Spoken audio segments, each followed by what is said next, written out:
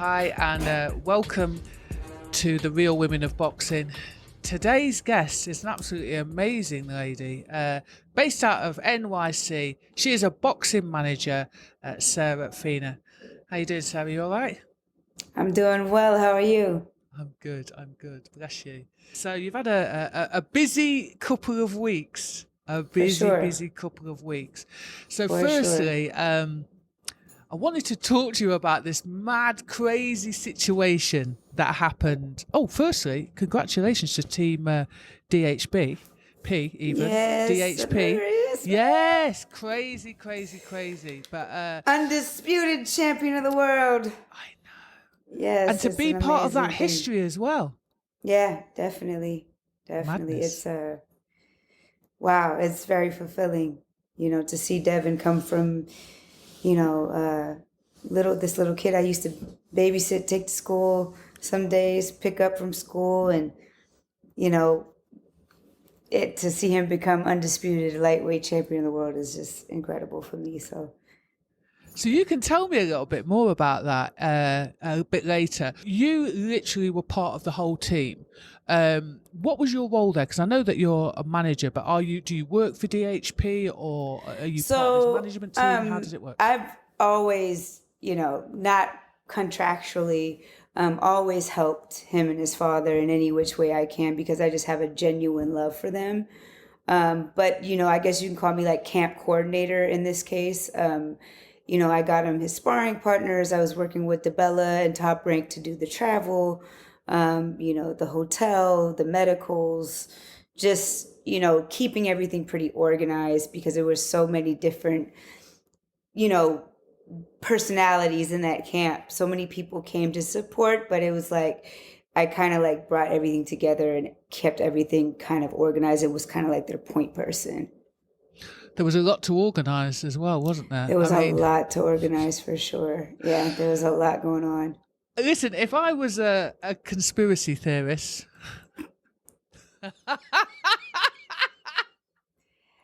Ma'am, I would say, only if I was, it just seemed a little bit too much shenanigans was going on. Bill, well, with him coming to the country, matter of fact, I have a little, I don't know where I put it.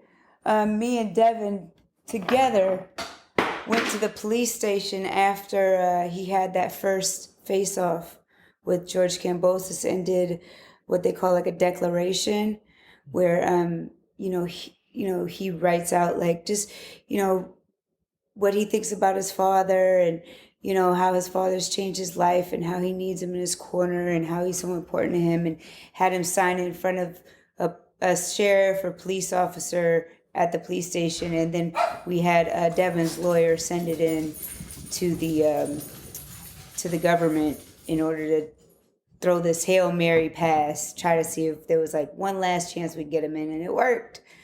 It worked at the last moment. And when I tell you that man, William Haney, is anointed, I was about to say. He has the best luck out of anyone I know. Like, and he keeps cool under pressure. That was definitely a big part of boxing history, in my opinion. It could have been a movie. Just the way it all happened. For the people that possibly don't know what we're talking about, there was a undisputed lightweight championship fight on Saturday. George Kambosis versus Devin Haney. There was a lot of drama surrounding getting two members of his team, his father Bill and the Cutsman as well, wasn't it? Yeah, Bob Ware was not able to make it in the country. He texted me, that morning. He was supposed to get there at 6 a.m. So usually when people come in, I stay up. I make sure they check in. I check on their whereabouts because I have a driver picking them up. And I didn't hear from him. So I'm like, what's going on with Bob? So I didn't tell Devin anything. I just kind of kept it cool. And then as we're at the presser, I get a text from Bob saying I've been detained. They're saying that I lied on my visa. And so he had to go to a central location, I guess like a detention center, to where they hold the people until they could figure out their way home. So he literally flew to Australia and flew straight back the same day. Oh, wow. So Yeah. explain something to me. At some point, you guys would have had to have filled out visa applications before you went. Or am I correct in thinking that? Yeah, everybody had to fill out a visa. This was a risk you take, right? Like if you had any type of, they said if you have something that you were charged with and you did, 12 months imprisonment for, then that's considered something that they would look back into. Even if the conviction is spent? Even if the conviction is spent, even if you got the visa, because there were some people on the team like Bob who was granted the visa, but they don't do the full, like, until you get there, then they really run your stuff and, it's kind of like luck of the draw. It seemed to us on the outside that it was, tactics to get under Haney's skin. Did it feel like that to you guys? Yeah, but like Devin's very much like his father in a way, to where he keeps a cool temper. He kind of laughs things off, doesn't let things really get to him too much. So he just has that very even keel temperament about him, and I don't think there was anything that George could have said, because some of the stuff George said just didn't make sense. Calling him a rat, and it's like not supporting your countrymen. And I'm like, well, bro, weren't you in Manny Pacquiao's camp for Jeff Horn? Like, and mind you, Teofimo Lopez isn't my countryman. He fought for Honduras. So I mean, like, it just was. You're calling him a rat, but you're ratting him out. So I'm just right. It's just yeah. Like it was just silly. It was silliness. We didn't really he didn't pay too much attention to it. Neither did we. We just thought it was kind of funny. It was interesting because I've met Devin before, and it was about 2 or 3 years ago. And what struck me was how, let's say, calm he was, how humble he was. Very much for so. The level of success that he's enjoying, for the talent. He takes all the business side in his stride. He doesn't get. I actually saw that he doesn't get stressed out when he's waiting to be interviewed and stuff like that. And he is a credit. He's a credit to his father. And I actually said that to Bill. He's a credit to you because they don't just turn out that way. For sure. I was absolutely amazed at how he did not. Because listen, I'd like to think that I'm calm under certain situations, but I think I would have lost it. Yeah, I mean, listen. George and his father are characters, this is the sport we're in, like look at Teofimo and his father. These are characters that you have to deal with, and, they're used to it. They set such a way about themselves that like they laugh it off. Like, it's just, this is boxing. Like, this is what we deal with, and it's all to sell a fight, really. There's nothing personal. Like, if you make it personal, then that's when you lose your cool, just like Teofimo did in the fight with Kambosis. Like, nothing's personal. And once you take things personally, that's when you lose your cool. That's exactly what happened with Teofimo Lopez. I actually think there was a lot of pressure on Kambosis, obviously because it's his country. But I think he looked under pressure. The chewing and the, getting up in somebody's face. And to me, it was like, you're the one that looks under pressure, to be fair. Right. I'm going to be honest with you. He came across after the Lopez fight as such a lovely, humble guy. Absolutely. I don't know what happened between absolutely then and now. And I suspect I was saying the same thing. I actually took a picture with him. I was at that fight. I took a picture with him and Mickey Bay because I was working with Mickey Bay's promoter when he fought Kambosis. And, he was so sweet and pleasant. And, I was happy for him. I'm like, this guy changed his life.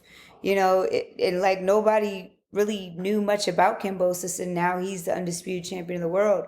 I was really happy for him, but the tactics he used just kind of backfired on him. With Devin. I kind of had a feeling that it would all work out. I mean, they are devout Muslims.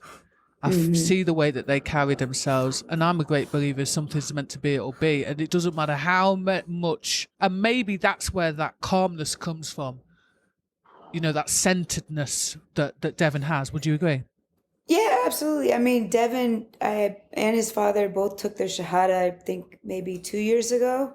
So they're like new Muslims, but I believe like with new Muslims, they really are trying a little bit harder to practice and to stay true to their religion. Yes, Devin brings this prayer rug where he's going and that brings a sense of calmness and peace to his life, I believe. Just keeping that cool, keeping that calm, believing that, Allah is the greatest of all things and Allah will make things happen if you just believe and strive and speak things into existence. Allah will hear you. And look at him now, is all I can say. It was weird because he was the underdog at the sort of beginning of last week. I'm going to be honest. Not in the bookies the betting, he was. Yeah, in really? the bookies he was. I thought he was top dog in a bookie. No. So I'll tell you what happened. I went to place a bet because I knew he was going to win. Mm-hmm. And I went to place a bet. And it's funny because when you go and place a bet, especially as a female, they kind of go, do you know what you're doing? And it's like, yeah, right. I know exactly what I'm doing. And the odds for him were favourable. This was probably the beginning of last week. So then when I went back again to actually place the bet, it switched around. So I was like, man, I should have placed the bet when I first saw the odds. But my point being this, there was a lot of people, because of the performance that Kambosis gave in his last outing, thought that he was going to walk through Devin Haney. Right. And what an absolutely switch. What a switch. Well, these are people that don't know boxing. These are people that don't... Actually, sorry to cut across you, but actually, some people that know boxing were still questioning. They don't know for real, though. They don't know the fighters. They don't know what's really going on in the day-to-day. They don't know. Like, Teofimo Lopez was going through shit with his wife. Everybody He was knew injured that. as well, wasn't he? He was injured. He was going through a lot of emotional things. And if you take that into the ring with you, you're done. You can't fight when you're emotional. You just can't. Like, your head's not in it. Your head is somewhere else. And he allowed Kambosis to get in his head, and they became rock'em sock'em robots. Devin's never going to be a rock'em sock'em robot. Devin's never going to sit in there and trade with you and go to war with you. He's just not. For what? There was a lot of criticism about him not engaging. And listen, I've been in this game a long time, and I keep reiterating to people, it's hit and not get hit. That's the point. It's a chess match. Like, if you wanna watch that, go to UFC and see him pound the ground and do all that cuddling that they do. Do that. But this is the sweet science we're looking at. It's a science. Not everything's gonna be a knockout. I thoroughly enjoyed watching Devin just make him look stupid, like an amateur. I thoroughly enjoyed it. So, some people could dig it. Some people just want to see the knockouts, and that's fine. They can go watch UFC. Personally, I like technical boxing. So I'm all for the type of boxer that Devin is. Was the team, I know they went in confident, but were they surprised how easy and how one-sided? No, we were not surprised at all. He was running through his sparring partners so easily that it was like just a revolving door. Did you have to keep begging them back? Please. Yeah, it was ridiculous. It was ridiculous. We see him work every day. So we know what he has in the backpack. He didn't surprise any of us. We knew what it was going to be. We knew he was going to be outclassed. Especially too, he had Abba in the corner. Like, Abba, you got to think, he had his his son was the last undisputed welterweight champion of the world, Zab Judah. Yeah. You know, and now Devin. You know, the apple don't fall too far from the tree. You know, now I'm sure his phone is blowing up with fighters wanting to train with him. It felt to me very much like destiny. It really 100%. did. 100%. You know, no question. You see the kid. I call everyone a kid. We did. It's a boxing I call thing. everyone it's a kid. Fine. They can be 35 years old. They're the kid. We'll talk about it's all right. Don't worry boy about comment. But we'll talk about that in a minute. But yeah, literally, like I say, the when you look at him and you look at the way he's carried himself, and going off to Mexico as a 16-17-year-old, this is somebody that, you know, his father instilled hard work in it. You can see that. You can see that. Absolutely. And so, you know, what really astounds me is somebody that's been involved in, you know, competitive fights, but also training fighters. It's all mental. And what I found the most fascinating was that it never even embedded itself or any of that stuff. It didn't crack his performance in any shape or form. Yeah, Devin's a special kid, man. Like, I can remember when he was young, when he was, 10, 11, and I would take him to all the fights with me. I worked for Gary Shaw at the time, and he would love to go to the fights, and I'd take him with me and introduce him to, like, Danny Jacobs. And there was a picture that he took with Gamboa back in the day when he was little. I took that picture, and they used it in his fight with Gamboa, like calling it like idols become rivals. Yeah. And Devin was just so enthusiastic about boxing always. Like, he'd always ask questions like, why this, why that? What do you think about this? What do you think about that? And he just had this real passion for it, and this love of it. So, I mean, I knew it from an early age that this was what he was meant to do and be. You can figure that out sometimes when you meet a young person. There's just something about them. Does it feel a little bit like almost like he's your child? Are you considered, I'm guessing you're considered family? Well, I call him nephew, like I do. Like, I look at his father as like a brother, but I definitely look at him as family. Like, there's nothing I wouldn't do for him. I definitely love him like, a nephew, son, whatever. There's nothing I wouldn't do for him, for sure. He's just such a good kid, like genuinely a good kid. Talk to me about when how you first met him and how you first met Bill. So I was working for former heavyweight champion Layman Brewster. I did a show with him in Cincinnati, and Bill was friends with Layman. And I had just recently moved to Vegas because I was doing some site coordinating at a casino outside of Vegas, bringing in different promoters and that sort of thing. And he was telling me that, my friend, he just bought this gym for his son. He has his son who could really fight. I think Devin was like maybe 9. And he could really fight, but he just needs help running the gym. He doesn't really know what he's doing yet, and like, he wants to make some money in the gym. And I'm like, all right, well, I'll go meet him and see what happens. So went down. It's called the Hit Factory. And at the time, Yoel Judah and Jeff Mayweather were training their fighters in the gym. Bill was there, and I saw Devin. He was like shadowboxing in the ring. He was the cutest kid. And, we started talking, and there were things that I saw in the gym that I could maybe assist with, and things that were going on that shouldn't have been going on. And so he hired me to run the gym, and that's how it happened. So one of the things that I also thought was quite spectacular is the way that Devin handled himself in interviews.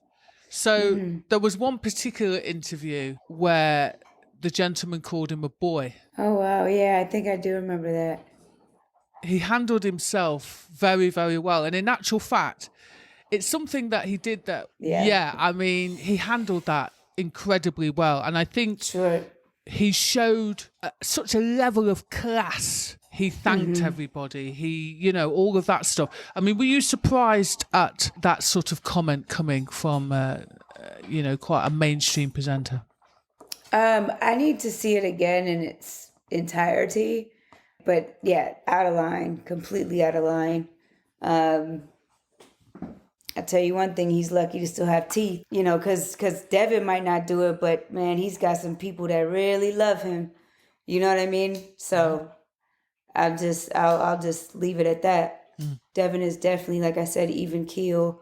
And I think the reason he is so even keel is because he has the people around him. Like, he doesn't have to do too much. Anything that happens, it'll be taken care of for him. And I'm not saying violence, I'm just saying in any aspect, like...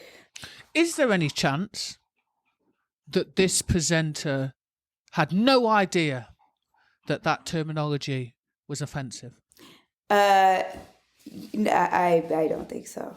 I don't think so, unless he's living under a rock. Especially in today's climate. Yeah, he'd have to be living under a rock. Definitely was a stab, for sure. Interesting. It was very interesting. And I think... that made the win even sweeter. Absolutely. It felt, I'm going to be honest, it felt a little bit like Kambosis didn't turn up. That's what it looked like. He just didn't turn up. He couldn't, because Devin wasn't there for him to hit. But then on top of that, I think mentally... He couldn't. He was mentally done after the 6th round. He was like, damn, I'm tired of getting hit with this fucking jab. Excuse my language. But... like, that jab was so accurate, so fast, and so in his face. What is he going to do? He's just tired of getting hit with that jab. I think it's also embarrassing that in front of your people, beat by just one quality shot. Just a jab.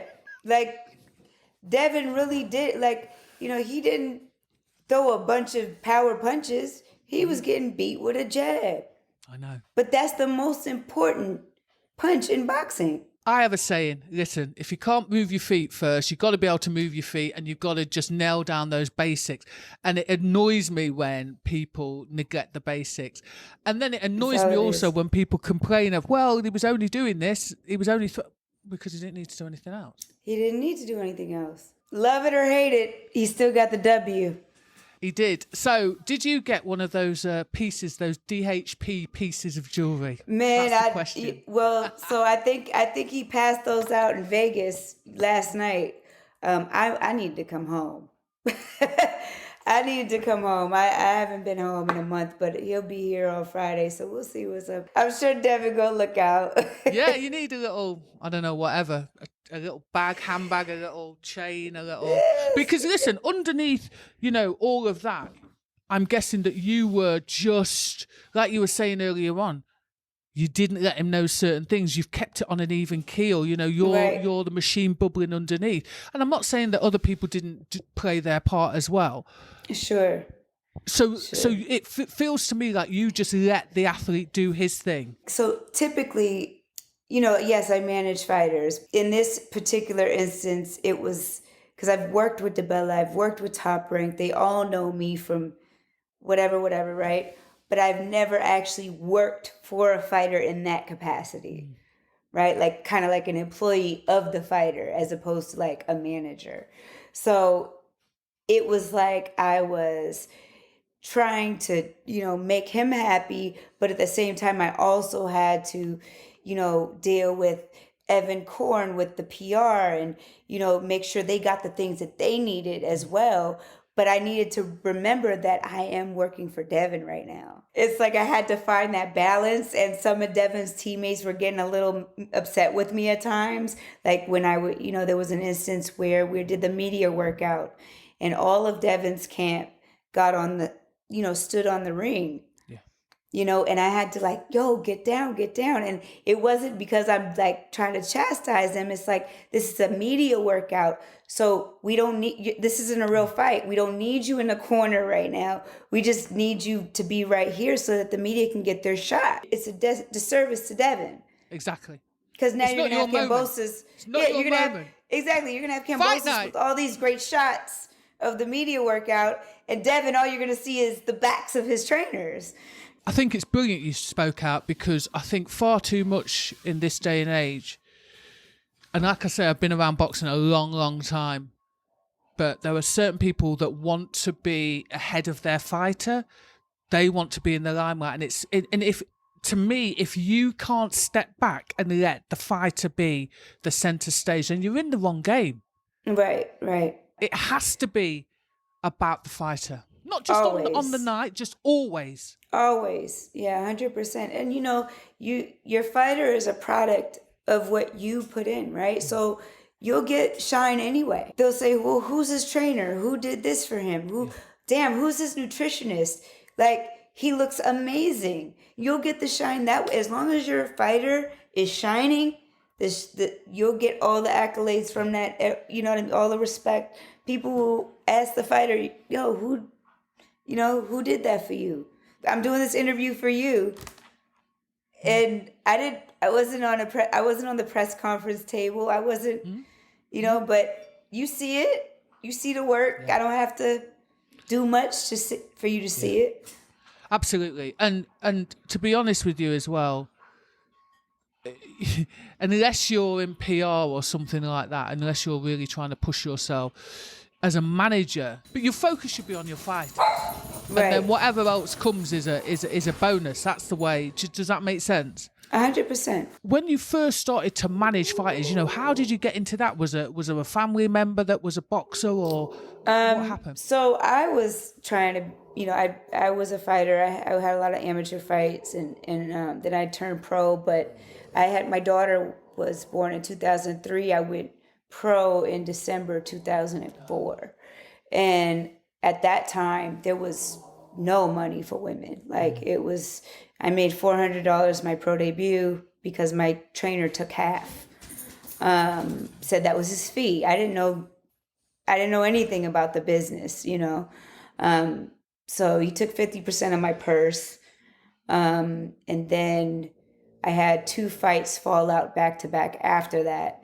And I was a single mom, and I had to make money. I just couldn't train full time the way that I wanted to and give it my all. So I tried to figure out a way to stay into the sport that I really had a passion for.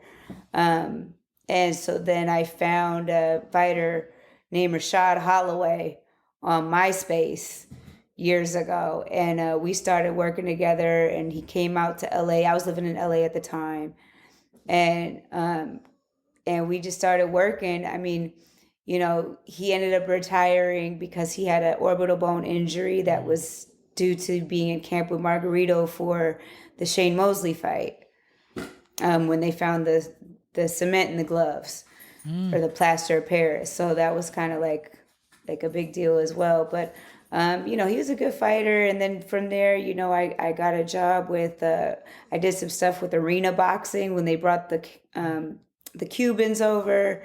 I did some stuff with them. And then I worked with Roy Jones for a while. Wow. And then I worked with Gary Shaw for a number of years, and then Greg Cohen. And throughout that time, I would manage my own fighters here and there, get them fights, do things more like sometimes like a booking agent. Sometimes like I would get to know the fighters, and I'd be like, all right, let me see what I could do, and I'd book them a fight here, book them a fight there, and yeah, it was cool. It's still cool, Talking about what we're talking about over 10 years ago, for you first. I mean, people talk about how female boxing is now booming. You would have been around in its kind of infancy. Right. How different is it now? Oh, man. It's incredible. What the girls are going through now versus what you had to... It's incredible. I love to see it. Unfortunately, the girls in my era, there were some phenomenal fighters. There was Lucia Riker. There was Jessica Rakowski, Belinda Cooper, Melissa Hernandez, Belinda Laracuente. I could go on and on and on. And these are women that could really scrap. I mean, they had real talent, but never, ever, ever got to see any of the money that the women are getting today, or any of the attention or the accolades. And, they just never got the chances to shine the way that they're shining now. And for me, it's very fulfilling to watch some of these women get the bag, like how they're doing, like Amanda Serrano. Like, Yes. you know, I signed her, and that's who the painting is behind me. I'm finishing up, but okay. you know, I found her in the gym. You know, initially I tried to sign her to Roy Jones. They didn't have an interest for women, you know, and then I signed her to Greg Cohen, and Greg put her on TV a few times. The first time she was ever on TV was with him, you know, so I've always had a love for her and her camp. And I'm just thrilled with what's going on with her now. We didn't have promoters that wanted us to succeed, or, you know, even Bob said a terrible thing before the Katie Taylor Serrano fight. He said no one cares. He said no one cares. This is the most legendary promoter in boxing history, and he's telling the world that no one cares. In you know, right before the biggest female fight of all time, you know, but he's so old school, and that's how the people felt then. And this is only 10 years ago, pretty much. I was going to say, I'm not going to say in his defense, because of course it's terrible what he said, but in terms of him being in the business for that long, was that a case of that's his experience that nobody I'm sure it cared? was. Do you see what I'm saying? I'm sure it was his experience. But if you don't promote the women, how's anybody gonna care? You're not pushing them the same way you're pushing all your Mexican fighters and all these superstars like Edgar Berlanga, or, you know what I mean? Like, you're not giving Michaela Mayer the same push as you're giving Edgar Berlanga. Period. All the same money. That part. You know, I mean, I get it. It's all about putting asses in the seats. You know, that I understand that. But they can't put asses in the seats if people don't know who the fuck they are. This is the kind of whispers around the boxing world, that one of the reasons why a lot of promoters got involved in promoting female fighters was literally because it was cheaper, of course, to have them on. Of course. And I don't think they expected the explosion and the interest that's happened, especially over the last sort of 2 or 3 years. Would you agree? Absolutely. Female boxing used to be a sideshow. You know, you had Mia St. John, who posed Playboy. It's the only reason why that, you know, they gave her the type of attention. She's a good fighter, you know, but the reason she got the attention she got was because of her looks, you know. Layla Ali, for obvious reasons, her father. But you had other women, Christy Martin, because, you know, quality. she was the first of her kind, you know, and Don did an amazing job promoting her. The way to promote women is to put them on the major undercards. That's how you do it. Otherwise, we're opening the show.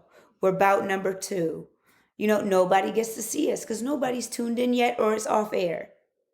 Nobody's there in the arena half the time. How do you expect the women to make a name for themselves if you're not putting them in front of the people? With that said, do you now think that there is a section of maybe casual fans that actually are now starting to realize that there is some sweet talent in the female divisions?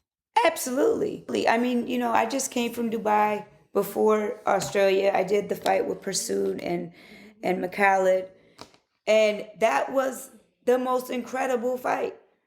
And I got praised, so many compliments about that fight, because number one, it was the only real fight on the card. Like, let's be real. Badu Jack fought nobody. I can't even remember. That's literally, I'm going to be honest, I knew he was on it. I didn't watch the fight. I mean, I was happy he got the bag to do it. Like, yeah. That's my boy. I love him. Yeah. I was like, man, after the fight, I said, Badu Jack, take me to dinner. Like, it was easy work, honey. Let's go. You ain't even got a mark on your face. Let's go. But, you know, I was just messing around with him. And then, you know, the other two, you got Floyd fighting his sparring partner, and Anderson Silva. I don't even know who the other dude, you know what I mean? Like, who is the guy? It was boring, but the women, if you saw their faces after the fight, it looked like they were both in a train wreck. Like, they put on a show, and so many people came up to me like, I don't know how you matched that fight, but you did a hell of a job. It was amazing. Just for people tuning in, Sarah is talking about the Global Titans card in the UAE. That was, I think, about 2 weeks ago. Right. And the fight that, correct me if I'm wrong, you helped to matchmake this between Delphine Persoon and Ellen Mekhaled. Is that right? Correct. And then it turned into me kind of like site coordinating the event.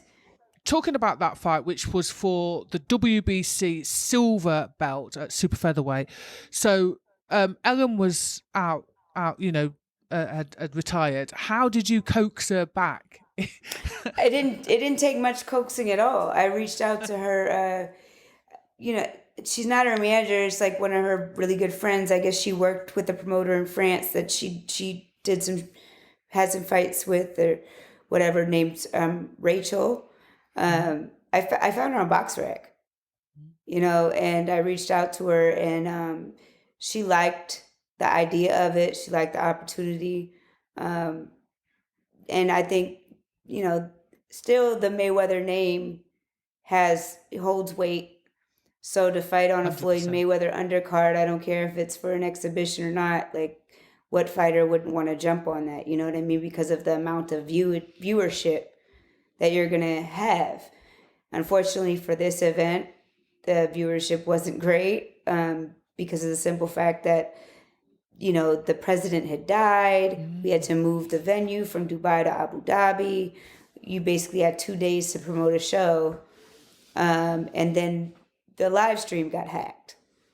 So it was like it was like whatever can go wrong will go wrong in this instance. It was like fitting a square peg into a round hole. It was just, everything just was collapsing, like everything was going wrong. But the event went forward, it happened. But I was just really ecstatic with how the women turned out, because that was my main concern, was for the girls, because they were real fighters. They had to make weight twice. We flew them back home and then back to Dubai. Wow. So they flew to Dubai twice because we thought the event was canceled. Because that was Sheikh Khalifa bin Zayed, was it? He died. He died. And so they were in a period of mourning. Yep. So that's why the fight. So nothing. Yeah, exactly. So nothing could happen in the period of 3 days. We were under the understanding that there couldn't be outside events for 40 days.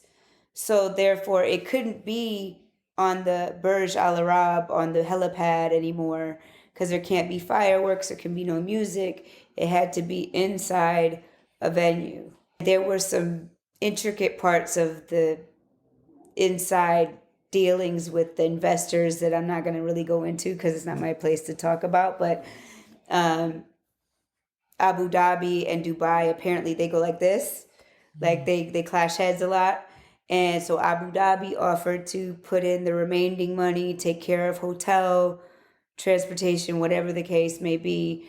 And they'll offer up Yas Island, where they do the UFC stuff, as a venue. So that's how it was able to go forward. I actually saw the fight because I know, obviously I've seen Persoon's fights. I know Ellen from interviewing her in the past. It was a cracking little fight, to be fair. Yeah, it was great. It really was a cracking little fight. And actually, I'm going to be honest, when I first heard of this matchmaking, I thought it was going to be a little bit too tough for her, Persoon. I'm going to be honest. The improvements that Ellen has made, I don't know if she's got a new trainer. She is one tough little so-and-so. She looks great. I think that she would be doing a terrible, terrible disservice to herself if she were retired right now. Absolutely. She's very, very popular in France. She's got the looks.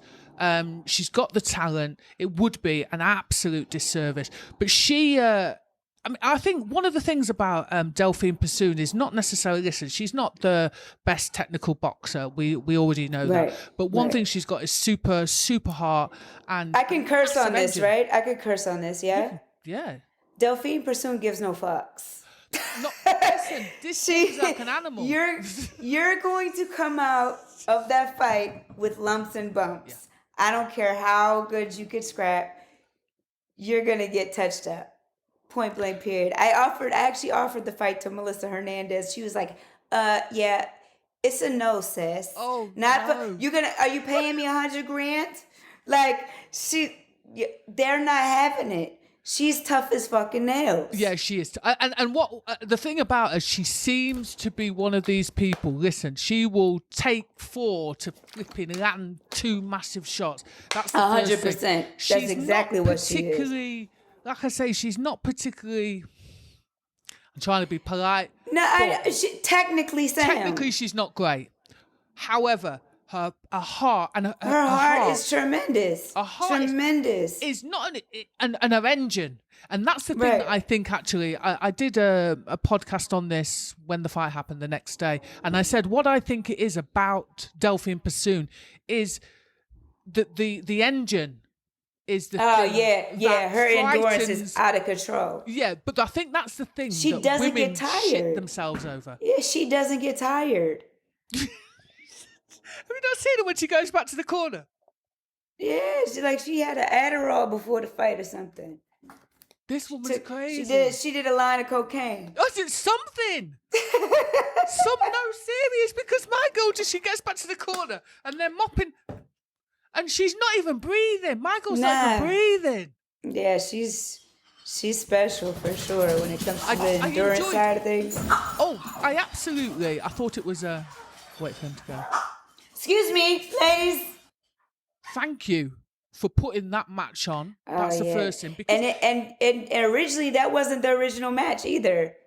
It was supposed to be Hamaduchi. She's another crazy. What is it about? Another crazy one. Yeah, it was supposed to be her, and they had agreed to it. The manager of Hamaduchi. I think I'm saying her name right? Hamadouche. Yeah, I think Hamadouche. Yeah. Yeah. She calls Persoon's manager during the negotiations, and Persoon's manager knows nothing about the fight, but they've agreed to it. So she comes back to me and she's like, she knows nothing about it. She thought that she was fighting an exhibition fight with an MMA girl. And so now she wants more money because now it's a real fight. And I'm like, why would they not tell her that? Why would they not run it past her first before I'm turning my wheels trying to make something happen? So Hamadou's manager was turned off, didn't want anything to do with it. They thought it was fake. Right. So then I'm like, okay, back to the drawing board. And I'm looking BoxRec, and I see Elham, and I'm like, oh, she's got a great record. She's had the silver belt before. I can get this approved.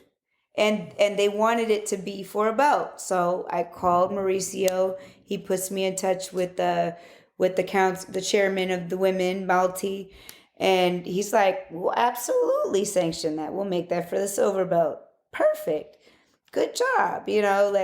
So everyone's super excited about it. And, it was, boy, that I was this close to breaking down because I didn't think it was going to happen. And I'm like, God damn it. Because I knew it was going to be like a really good fight. And actually what I'll do is I'll actually drop a link to it in the description below.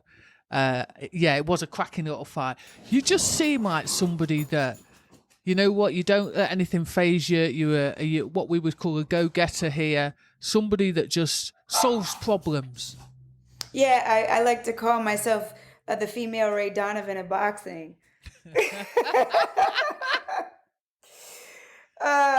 Or the Olivia Pope. I'm the fixer. Olivia Pope. I'm the white Olivia Pope. That's true. Yeah. I'm the fixer. I go in there and I, finagle the bagel, as you say. Just put some magic on it. Make it happen. No, I like it. One way or another, yeah. Yeah, and let's talk about that piece of art behind you, because you also... Oh, yeah, definitely. This one obviously isn't done, but this one is for a good friend of mine, Jake Donovan from Boxing Scene. He's a big, fan of Amanda and the team, and knows him really well. And he's like, after the fight, he's like, I need you to do one for Amanda for me. So, I haven't had a chance to really get to work on it because I've been gone so long. But we'll start back probably tonight or tomorrow. So what happens if people wanted to buy a piece of your art? And just reach out and touch someone. Hit me up on Instagram. Shoot me a DM. Yeah. And Nice. I post all my artwork so you can see like what I've done. I've done obviously stuff for Devin, Edgar Berlanga, Andre Durrell. Few boxers I've done for you. Nice. But yeah. So if you want a piece of boxing art, hit Sarah up. Yeah, my Instagram. I put my Instagram name instead of my name on the bottom. I'll put you. Don't you screen, worry. so. I'll put all your bits and pieces. Oh, I've seen it actually. Yeah, I didn't see that before, but I would put it anyway.